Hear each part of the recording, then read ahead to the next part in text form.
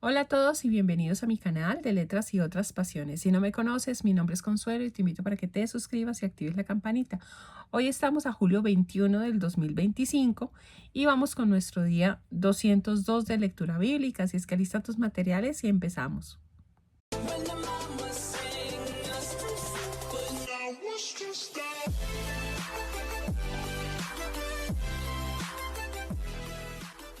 Las lecturas para hoy lunes son Esdras, capítulos 4 al 6, Proverbios, capítulo 24, versículos del 17 al 34 y Efesios, capítulo 4.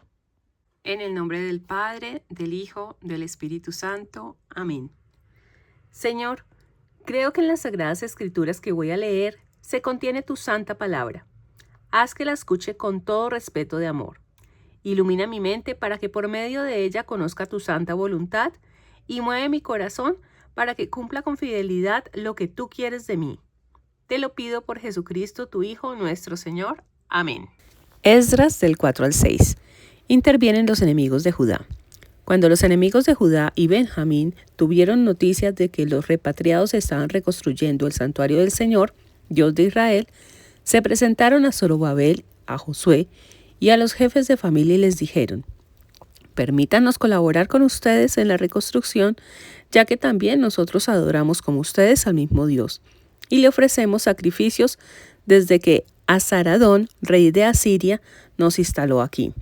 Zorobabel, Josué y los otros jefes de familia les contestaron: no edificaremos juntos un templo a nuestro Dios, conforme a la orden de Ciro, rey de Persia. Lo edificaremos nosotros solos en honor del Señor Dios de Israel. Entonces la gente del país se puso a desalentar al pueblo de Judá y a intimidarlos para que no siguieran construyendo. Sobornaron contra ellos a algunos consejeros para hacer fracasar su proyecto y se mantuvieron en esta actitud durante todo el reinado de Ciro, rey de Persia, hasta el reinado de Darío, rey de Persia. Los judíos denunciados ante Artajerjes. Al comienzo del reinado de Jerjes, denunciaron también por escrito a los habitantes de Judá y de Jerusalén. Y en el tiempo de Artajerjes, Bislán, Mitriades, Tabel y el resto de sus colegas presentaron denuncias por escrito a Artajerjes, rey de Persia. La denuncia estaba escrita en arameo con aclaraciones también en arameo. A su vez, el gobernador Rejún y el secretario Simsai escribieron al rey Artajerjes una carta contra Jerusalén. Firmaban la carta el gobernador Rejún, el secretario Simsai y sus otros colegas de Din, Afarsacat, Tarpel, Afaraz, Esec, Babilonia, Susa, Dea, Elam y del resto de los pueblos que el grande e ilustre Asnapar deportó y estableció en las ciudades de Samaria y en el resto del país al otro lado del Éufrates. Esta es la copia de la carta que le enviaron. Al rey Artajerjes, sus servidores, la gente del otro lado del Éufrates. Sepa el rey que los judíos que partieron de ahí y vinieron a Jerusalén están reconstruyendo esta ciudad rebelde y malvada. Están dispuestos a restaurar la muralla y ya han echado los cimientos. El rey debe saber que si esta ciudad es reconstruida y sus murallas restauradas, en adelante se negarán a pagar tributos, impuestos y derechos de tránsito, lo que perjudicará en el erario real. Ahora bien, nosotros que vivimos a expensas del palacio no podemos soportar que el rey sea despreciado como vemos que lo está haciendo. Por eso, enviamos al rey esta información para que investigue en los anales de sus antepasados. En ellos hallarás y comprobarás que esta es una ciudad rebelde, funesta para los reyes y para las provincias, y ya desde antiguo fermento de insurrección.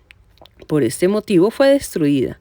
Nosotros prevenimos al rey que si esta ciudad es reconstruida y sus murallas restauradas, pronto perderás todos los territorios al otro lado del río Éufrates.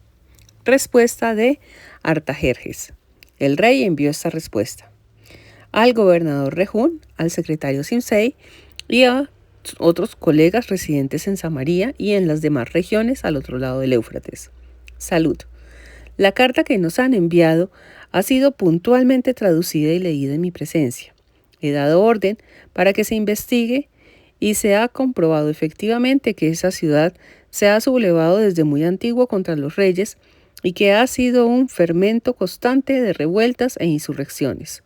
Hubo en Jerusalén reyes poderosos que dominaron sobre todo el territorio al otro lado del Éufrates, a quienes se pagaba tributos, impuestos y derechos de tránsito. Ordenen, pues, que se suspenda la reconstrucción de esa ciudad hasta nueva orden. No sean negligentes en esto para evitar males mayores en perjuicio de los reyes. En cuanto a la carta del rey Artajerjes, fue leída ante el gobernador Rehún, el secretario Simsei y sus colegas. Todos ellos salieron rápidamente hacia Jerusalén y obligaron por la fuerza a los judíos a suspender las obras. Se detuvo pues el trabajo del templo de Dios que está en Jerusalén y estuvo suspendido hasta el año segundo del reinado de Darío, rey de Persia. Reconstrucción del templo. El profeta Ageo y el profeta Zacarías, hijo de Idó, comenzaron su misión profética desde los judíos de Jerusalén y de Judá, hablando en nombre del Dios de Israel que estaba con ellos. Entonces, Zorobabel, hijo de Sealtiel, y Josué, hijo de Josadacat, junto con los profetas de Dios que los alentaban, comenzaron a reconstruir el templo de Dios que está en Jerusalén. En ello estaban cuando llegaron Tatenai, gobernador del otro lado del Éufrates, Setar, Bozenai y sus otros colegas y les preguntaron, ¿con qué autorización reconstruyen este templo y restauran esta muralla? ¿Quiénes son los responsables de la obra? Pero Dios cuidaba a los dirigentes de los judíos y no les obligaron a interrumpir la obra hasta que Darío, debidamente informado, determinara por carta sobre el caso. Los judíos son denunciados ante el rey Darío. Copia de la carta de Tatenai, gobernador del territorio del otro lado del Éufrates, Setar Bozenai y sus colegas de Afaresac, también del otro lado del Éufrates, enviaron al rey Darío. El informe estaba redactado en los siguientes términos. Al rey Darío, paz completa. Sepa el rey que hemos visitado la provincia de Judá y el templo del gran Dios. Lo están reconstruyendo con piedras talladas y recubren de madera sus paredes. Las obras se realizan con un buen gusto y a ritmo acelerado. Así que hemos preguntado a los responsables, ¿quién les ha dado autorización para reconstruir este templo y armar la tuchedumbre? Les hemos preguntado también sus nombres para comunicar al rey por escrito los nombres de dichos responsables. Y esta fue la respuesta que nos dieron. Nosotros adoramos al Dios del cielo y de la tierra y reconstruimos el templo que hace muchos años construyó y terminó un gran rey de Israel. Pero nuestros antepasados irritaron al Dios del cielo, que los entregó en manos de Nabucodonosor el caldeo, rey de Babilonia, quien destruyó este templo y deportó al pueblo a Babilonia. Sin embargo, Ciro, rey de Babilonia, en su primer año de reinado dio autorización para que se reconstruyera este templo de Dios. Además, el rey Ciro hizo sacar del templo de Babilonia los utensilios de oro, plata, del templo de Dios de Nabucodonosor, que había sacado del santuario de Jerusalén y había llevado al santuario de Babilonia, confiándoselo a un tal Sesbazar, que el mismo Ciro había nombrado gobernador. Y le dijo, hazte cargo de estos utensilios, llévalos al santuario que está en Jerusalén, y que el templo de Dios sea reconstruido en el mismo lugar de antes. Vino pues el tal Sesbazar y puso los cimientos del templo de Dios, que está en Jerusalén, y desde entonces hasta ahora se está reconstruyendo, pero aún no se ha terminado. Ahora pues, si le parece bien al rey, investigue en el archivo real de Babilonia si efectivamente el rey Ciro dio la autorización para reconstruir el templo de Dios y comuníquenos la decisión del rey sobre el particular. Respuesta del rey Darío. Entonces el rey Darío mandó a hacer una investigación en los archivos babilónicos y se encontró en Ecbatana, fortaleza de la provincia de Media, un rollo con el siguiente documento memoria. Año primero del rey Ciro. Decreto promulgado por el rey Ciro respecto al templo de Dios que está en Jerusalén. Que se reconstruya el templo donde se ofrecen sacrificios y se pongan sus cimientos. Tendrá unos 30 metros de alto y otros tanto de ancho. Habrá 3 hileras de piedras talladas y una hilera de madera. Los gastos correrán por cuenta de la casa real. Además serán restituidos los utensilios de oro y plata del templo de Dios. los que Nabucodonosor sacó del santuario de Jerusalén llevándolos a Babilonia y serán devueltos al santuario de Jerusalén colocándolos en su sitio. Por tanto, tú, Tatenai, gobernador del territorio del otro lado del Éufrates, Setar-Bozenai y demás colegas de Afaresac que están al otro lado del Éufrates, aléjense de allí. Dejen que prosigan las obras de este templo de Dios y que el gobernador de Judá y los dirigentes de los judíos reconstruyan el templo de Dios en el mismo lugar de antes. Y sobre su proceder con los dirigentes de los judíos en lo que toca a la reconstrucción del templo de Dios, dispongo lo siguiente. De los ingresos reales procedentes de los tributos del otro lado del Éufrates se entregará puntualmente el dinero necesario para que no se interrumpan las obras. Y a requerimiento de los sacerdotes de Jerusalén se les proporcionarán sin falta cada día las cosas necesarias para los holocaustos al Dios del cielo, novillos, carneros y corderos, trigo, sal, vino y aceite, para que ofrezcan sacrificios agradables al Dios del cielo y pidan por la vida del rey y de sus hijos. Dispongo además que si alguno no cumple esta orden, se arranque una viga de una casa, sea ejecutado en ella, y conviertan su casa en un montón de escombros. Y el Dios que ha puesto allí su nombre, aniquile a todo rey o pueblo que no cumpla con este decreto y trate de destruir el templo de Dios que está en Jerusalén. Yo, Daría, he publicado este decreto, cúmplase puntualmente. Entonces Tatenai, gobernador del territorio del otro lado del Éufrates, Setar-Bozenai y demás colegas ejecutaron puntualmente la orden del rey Darío. Dedicación del templo reconstruido. Los dirigentes de los judíos reanudaron con éxito la reconstrucción, alentados por el profeta Ageo y el profeta Zacarías, hijo de Idó, y lo terminaron felizmente conforme al mandato del Dios de Israel y a la orden de Ciro, de Darío y de Artajerjes, reyes de Persia. Terminaron la reconstrucción del templo de Dios el día 3 del mes de Adar en el año 6 del reinado de Darío. Los israelitas, sacerdotes, levitas y demás repatriados celebraron jubilosos la dedicación del templo de Dios. Con motivo de ella ofrecieron 100 toros, 200 carneros, 400 corderos y como sacrificio expiatorio por todo Israel, 12 chivos conforme al número de las tribus de Israel. Organizaron de nuevo a los sacerdotes por turnos y a los levitas según sus clases en orden al servicio de Dios en Jerusalén, como está escrito en el libro de Moisés. Celebración de la Pascua. Los repatriados celebraron la Pascua el día 14 del primer mes. Sacerdotes y levitas se habían purificado como un solo hombre, todos estaban puros, así que inmolaron la Pascua por todos los repatriados, por sus hermanos los sacerdotes y por ellos mismos. Comieron pues la Pascua los israelitas repatriados junto con todos aquellos que se habían separado de la impureza de las gentes del país y se habían sumado a ellos para buscar al Señor Dios de Israel. Con igual júbilo celebraron la fiesta de los panes sin levadura durante 7 días, pues el Señor los había colmado de alegría y había dispuesto favorablemente el corazón del rey de Asiria para ayudarlos en la obra del templo de Dios, el Dios de Israel.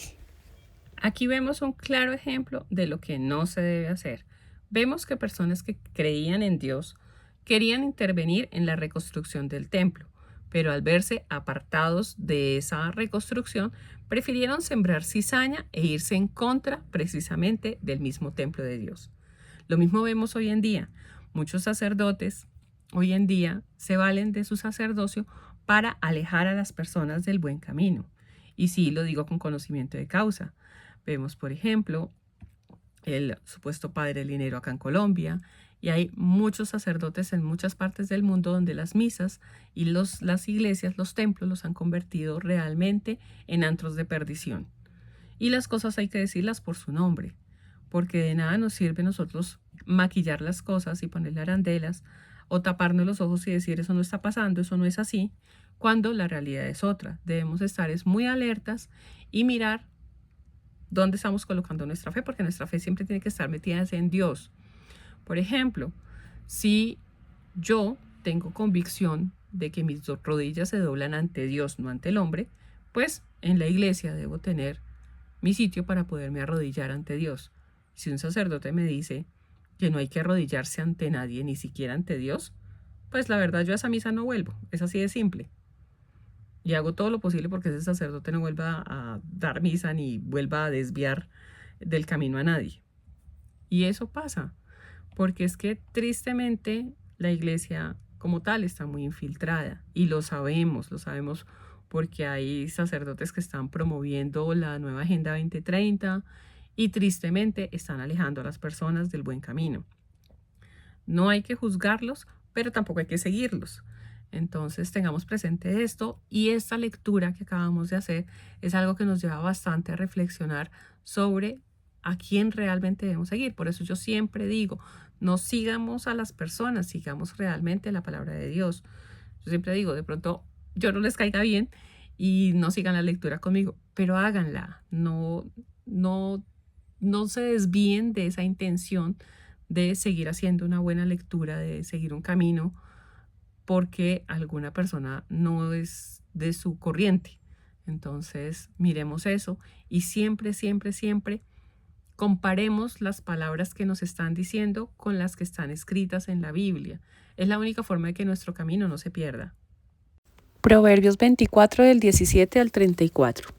Si tu enemigo cae, no te alegres, no celebres su tropiezo. No sea que el Señor lo vea y le desagrade, y retire de él su indignación. No pierdas la paz a causa de los perversos, ni tengas envidia de los malvados, pues no hay porvenir para el perverso, y la descendencia de los malvados se extinguirá. Hijo mío, respeta al Señor y al Rey. No te enemistes con ninguno de los dos, pues su castigo llega sin avisar. ¿Y quién conoce la ira de ambos? Otras sentencias de los sabios. No está bien ser parcial en el juicio.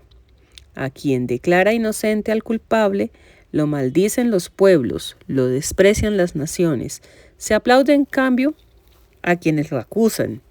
Sobre ellos caen bendiciones. Una respuesta bien dada es como beso en los labios.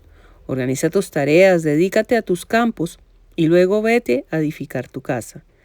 No des contra tu prójimo falso testimonio, ni engañes con tus labios. No digas, me portaré con él como él conmigo. Me vengaré de lo que me ha hecho. Pasé junto al campo del holgazán, junto al viñedo del necio. Todo estaba lleno de espinos, la maleza cubría el suelo, la cerca de piedra estaba derrumbada. Al ver aquello, me puse a pensar, reflexioné y saqué esta lección. Duermes un rato, te amodorras otro, cruzas los brazos y a descansar. Y te viene la miseria como un ladrón y la escasez como un asaltante. La pereza es la madre de todos los vicios.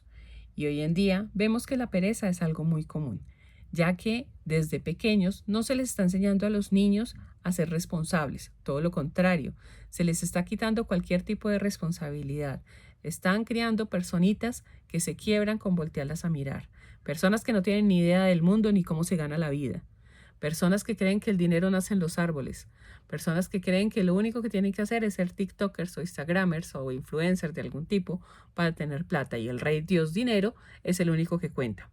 Eso no está bien. Si a las personitas que están creciendo hoy en día no les ponemos responsabilidades, límites y les enseñamos que las cosas cuestan, muy seguramente el día de mañana van a ser esos zamponcitos que vemos en las calles, jóvenes que no tienen ningún tipo de rumbo o jóvenes que están dedicados únicamente a los retos de TikTok y terminan muriendo por ellos. Así es que, en lugar de patrocinarles el ocio, busquémosle oficio a cada una de las personas, incluyendo nosotros. Yo siempre digo, a mí me dicen, pero usted en la casa le sobra tiempo. No, a mí no me sobra tiempo. Yo me levanto súper temprano y termino mi día y me hace falta tiempo para hacer mis clases, para hacer mis oficios, porque todo el día estoy haciendo. A mí me dijo alguien ayer que tenía el síndrome de la mujer hiperactiva, algo así, no me acuerdo cómo era. El hecho es que sí, yo mantengo ocupada todo el tiempo. ¿Por qué? Porque si yo dejo tiempo libre, mi mente va a comenzar a jugarme malas pasadas, como a decirme cosas que de pronto Dios no quiere que yo le preste atención a eso. Entonces, más bien, ocupemos el tiempo y dediquémonos realmente a fortalecer nuestro espíritu de una u otra forma, porque es lo único que realmente cuenta, y a formar nuevas generaciones que realmente sirvan y que ellos mismos puedan valerse por sí mismos el día de mañana. Efesios 4. Vida nueva en Cristo, unidad en el amor. Así pues, yo, el prisionero por amor al Señor, les ruego que como corresponde a la vocación a la que han sido llamados, se comporten con gran humildad, amabilidad y paciencia, aceptándose mutuamente con amor. Preocúpense de conservar, mediante el vínculo de la paz, la unidad que es fruto del Espíritu Santo. Uno solo es el cuerpo y uno solo es el Espíritu, como también es una sola la esperanza que encierra la vocación a la que han sido llamados. Un solo Señor, una fe, un bautismo, un Dios que es el Padre de todos, que está sobre todos, actúa en todos y habita en todos. Pluralidad de dones. A cada uno de nosotros, sin embargo, le ha sido dada la gracia según la medida del don de Cristo. Por eso dice la Escritura, al subir a lo alto, llevó consigo cautivos, repartió dones a los hombres. Eso de subió no quiere decir que también bajó a las regiones inferiores de la tierra. Y el que bajó es el mismo que ha subido a lo alto de los cielos para llenarlo todo. Y fue también él quien constituyó a unos apóstoles, a otros profetas, a otros evangelistas y a otros pastores y doctores. Capacita así a los creyentes para la tarea del ministerio y para la edificación del cuerpo de Cristo, hasta que lleguemos todos a la unidad de la fe y del pleno conocimiento del Hijo de Dios, hasta que logremos ser hombres perfectos, hasta que consigamos la madurez conforme a la plenitud de Cristo. Invitación al crecimiento. Así que no seamos niños caprichosos que se dejan llevar de cualquier viento de doctrina, engañados por esos hombres astutos que son maestros en conducir al error. Por el contrario, viviendo con autenticidad el amor, crezcamos en todo hacia aquel que es la cabeza, Cristo. A Él se debe que todo el cuerpo, bien cohesionado y unido por medio de todos los ligamentos que lo nutren, según la actividad propia de cada miembro, vaya creciendo e identificándose a sí mismo en el amor. Hombres nuevos en Cristo. Les digo pues, y les recomiendo con insistencia, en el nombre del Señor, que no vivan como viven los paganos, vacíos de pensamiento, oscurecida la mente y alejados de la vida de Dios a causa de su ignorancia y de su terquedad. Perdido el sentido moral, se han entregado al vicio y se dedican a todo género de impureza, de codicia. ¿No es eso lo que ustedes han aprendido sobre Cristo? Porque supongo que han oído hablar de Él y que, en conformidad con la auténtica doctrina de Jesús, les enseñaron como cristianos a renunciar a su conducta anterior y al hombre viejo corrompido por seductores apetitos. De este modo, se renuevan espiritualmente y se revisten del hombre nuevo creado a imagen de Dios para llevar una vida verdaderamente justa y santa. Exigencias de la vida nueva. Por tanto, destierren la mentira que cada uno diga la verdad a su prójimo, ya que somos miembros los unos de los otros. Si se dejan llevar de la ira, que no sea hasta el punto de pecar y que su enojo no dure más allá de la puesta del sol. Y no den al diablo oportunidad alguna. El ladrón que no robe más, sino que procure trabajar honradamente para poder ayudar al que está necesitado. Que no salgan de su boca palabras groseras. Si algo dicen, que sea bueno, edificante, oportuno y provechoso para quienes les escuchan. Y no causen tristeza al Espíritu de Dios, que es como un sello impreso en ustedes para distinguirlos el día de la liberación.